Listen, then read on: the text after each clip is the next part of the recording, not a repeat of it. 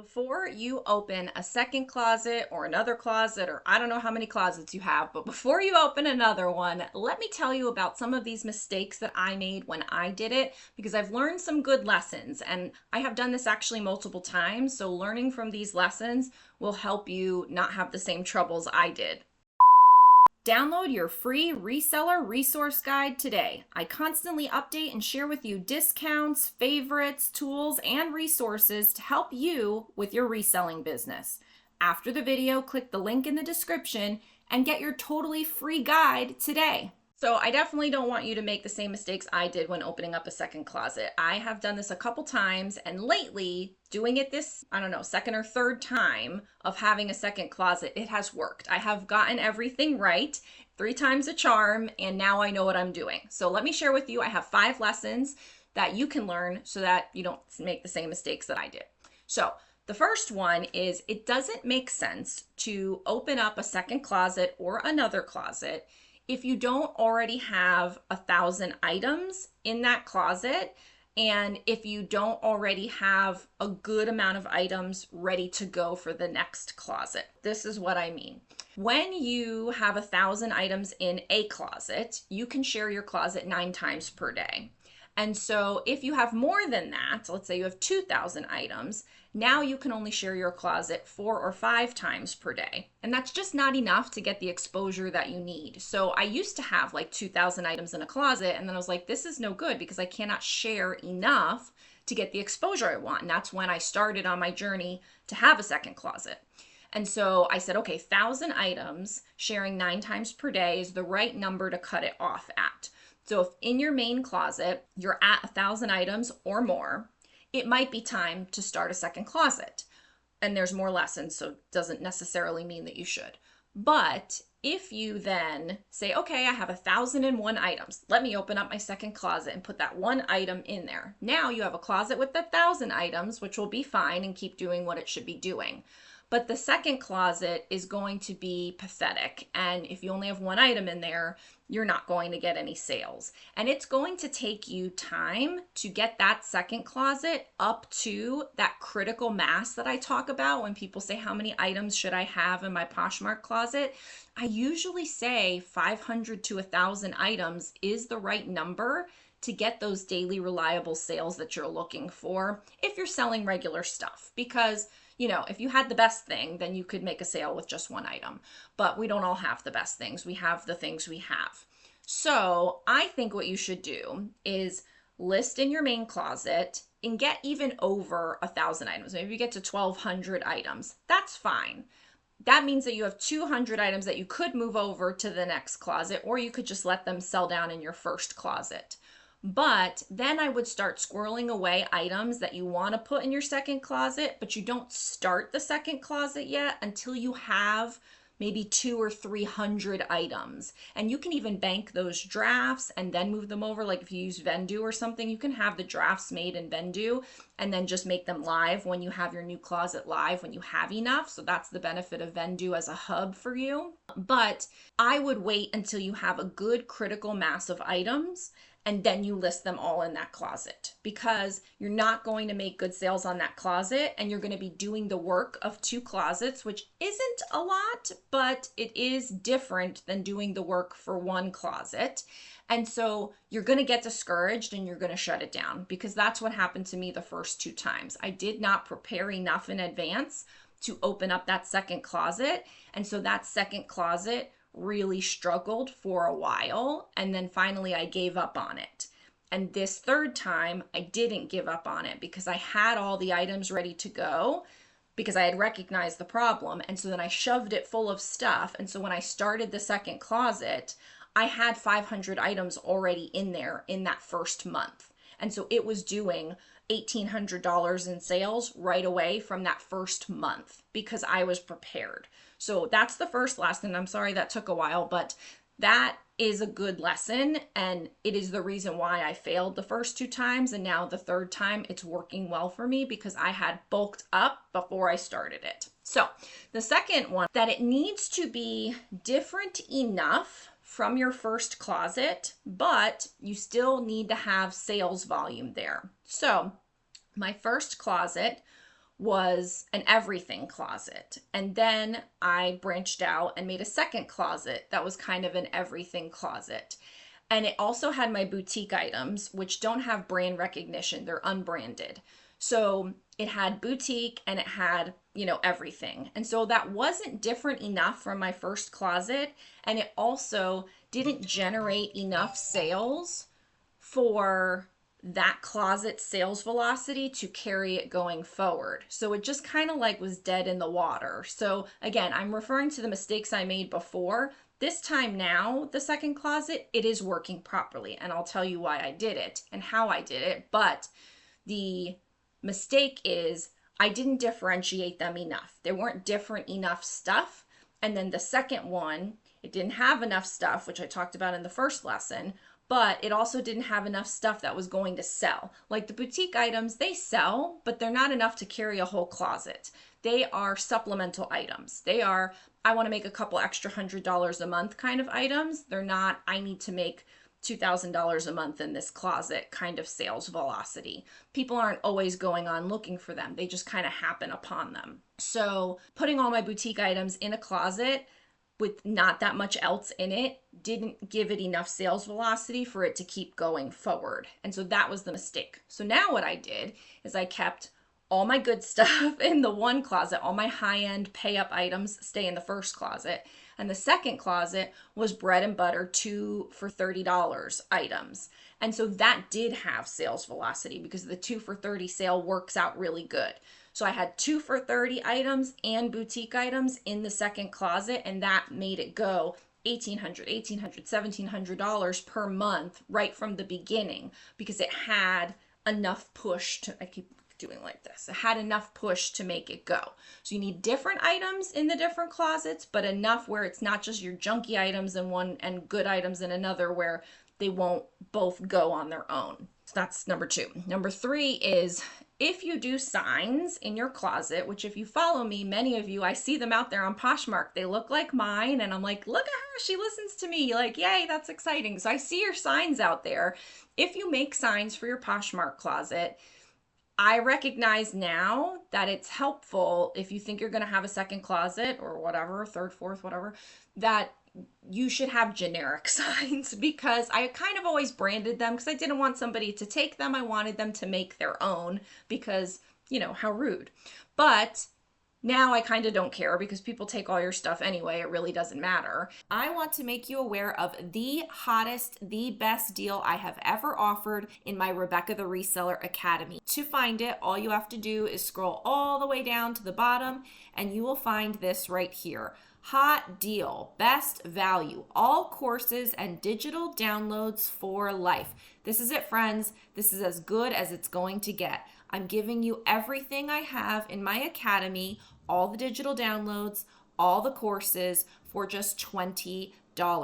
The best part is if I create a new digital download going forward, you will get it absolutely free. This is the time to lock in the best deal I have ever offered. All you have to do is go to Rebecca the Reseller Academy, scroll down to Hot Deal, and purchase it for $20. If you're wondering what comes in this, it's everything. So you're going to get all of my courses, and you're also going to get all of the digital downloads that I've created, including my keywords list, my listing forms, my Poshmark closet signs, everything that I have created, and everything that I ever will create will be yours for literally $20. Generic signs make things a lot easier. And what do I mean by that? So in my Poshmark closet, I have a graphic that goes at the end of every listing and it says ships same next day, professional seller, offers welcome, like for price drops, and it has on my rack on it. And that's great because I'm on my rack and I'm on my rack too. So that works. But if you were to have another closet that is named something different, then if you moved something over, you would need to change your closet sign. And that's a pain in the neck. And if you were going to move and say, okay, so these items are going over here and the new stuff is going to go over here, it just creates a lot of confusion. You have to do a lot of extra work. So if you do signs, make them generic, not branded to your closet, so that if you ever do open up a second closet and you call it a different name, you can just move those items over and you don't have to really change anything about them, because it is very time consuming to do, especially when you start to get into 1,000 items, 2,000 items like I have done. It is a nightmare and really annoying that you have to sit there and change all of these signs. Or in my case, I did pay a VA to change all of my signs. And so I changed some and then I had her change, and just, it was a lot. So I feel like just do generic signs from the get-go and then you don't have to worry about that. So that was number 3. Number 4 is having different business models based on your cost or your offer structure. So if you buy items for $5 and you list them for $50, which is a model that I love, then you shouldn't have another closet that has the same buy cost and the same list price, because it doesn't really make sense. You should just keep those all in one closet. Also, if you have items that you're going to do a different offer structure, like maybe on these items you pay up for, so you can only do up to 30% off. So you're going to do a 10, 20, 30% off offer structure. And then on this one, you have more wiggle room in your price, so you can do 20, 30, 40, 50 two offer structures. So like on my main closet, where I have my fancy dresses, I actually go up to 60% off. On the 2 for $30 second closet, I only do 50% off. I send out different kinds of comments. So on my 2 for $30 closet, the second closet, I send out my 3 for $30 comment. So that's great, but that wouldn't apply to my dresses, which are $300 dresses. That comment cannot happen. And so then you'd have to start doing all these stipulations, which I see people doing in comments with my shoppers, is they say, well, if it does this, then it's this. And if it's like that, then you can, my sweaters are on sale, but not all the sweaters, just the sweaters that have, the mohair, because these are crew neck and those are $20, but the not crew neck, but they look like crew neck because they're actually scoop neck, those are $25. Those are not on the sale because I bought them at an estate. And like, people literally tell you their whole life story in these comments. So you don't want to be that person. You want to be able to send a comment that's punchy and gets to the point and is succinct. And so you want to be able to say, all items 3 for $30, or all dresses $150, or whatever you want. And so when you have the items differentiated by your offer structure or by your buy cost or by the kinds of comments that you're going to send out in my shoppers, that makes sense to have those separate.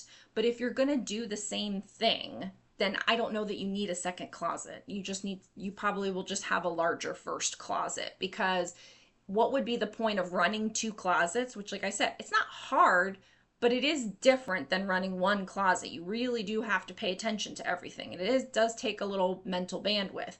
And so what would be the point of doing that if you weren't doing separate enough stuff? Like, I see people that have a men's closet and a women's closet. Well, that's great. But if you're literally buying everything at the bins and it's the same kind of stuffish, then you don't really need to have 2 closets, one for men's and one for women's, because you could have all of that in one closet. If your buy cost is relatively the same and you're sending out the same kinds of offers, like, it wouldn't make sense. But you could have a bins closet and then a pay up closet. That would make more sense. That's kind of what I do, although I don't shop at the bins. So think about it before you do a second closet. Do you need this second closet? Does it make sense to do it? Is it different enough with the business model that you're going to run? Then number 5, don't do it unless you have good sales and a dialed in system on closet 1. Otherwise, you will have 2 shitty closets. That's exactly what I have in my notes. So what I say to you guys is exactly how I think. So yes, you don't want 2 shitty closets. That would be dumb. So we want to have one closet that is firing on all cylinders. You have good items, you have good photos, you have a good photo process, you have, a good understanding of how you list your items, your titles are good, your descriptions are good, you have all of your business model figured out and your pricing formula and your sales generating activities, and all of those things are working for you in closet 1, and closet 1 is doing well. Like, I didn't open a second closet when my first closet was only doing $2,000 a month. I opened my second closet when my first closet was doing $8,000 a month. So like, you need to know what you're doing in that first closet before you go and do that same not good stuff in a second closet, because that would be silly. So get your first closet good and then you move it over. And that's what I recommend. Like when people do Poshmark closet reviews and they say that they are cross-listing on multiple platforms, and then I find all these things that they can improve for their Poshmark to help increase their Poshmark sales, I say, stop listing on these other platforms. Let's get Poshmark fully good, fully up to speed, optimal. Then go put that really good stuff on all of the other platforms. So I would say the same thing goes for first closet, second closet. Get the first closet going good, make the magic happen. Now we're looking to level up from there. Where do you go? Well, now we go to a second closet and we just do it again. And it will be so much faster and easier too, because you did it the first time. So now you know exactly what to do on the second closet, which is what I did. Again, it took me 3 tries, but now it's working and it's going well. So those are my 5 lessons. This is a different video than the first video that I did about having a second closet. So I do think that you should go back to look at that, because I explain all of the nitty gritty stuff and what to consider with having a second closet. It's completely different stuff than here. So if you've watched this and you like this and you are still considering having a second closet, go watch that other second closet video. If you can't find it, just comment below second closet. I will find the link and send it to you. It gets really hard sometimes in YouTube, but I want you guys to succeed. And I think having a second closet can be really beneficial. And right now I am loving having these 2, but I can definitely see where a lot of people will have some pitfalls and will fail, just like I did the first 2 times. So as always, wish you the best of luck, and I will see you in the next video. Bye! Posher VA is a tax-deductible business investment that pays for itself many times over each month. It increases Poshmark sales because it shares and sends offers more than I ever could manually. It handles all my shares, automatic offer to likers, bulk offers, and it can do price drops and relists. When my coaching clients add Posher VA, it makes more sales basically immediately. The best part is that you get your time back. More time with family, thrifting, whatever. Get 20% off with code Rebecca the Reseller and the link below.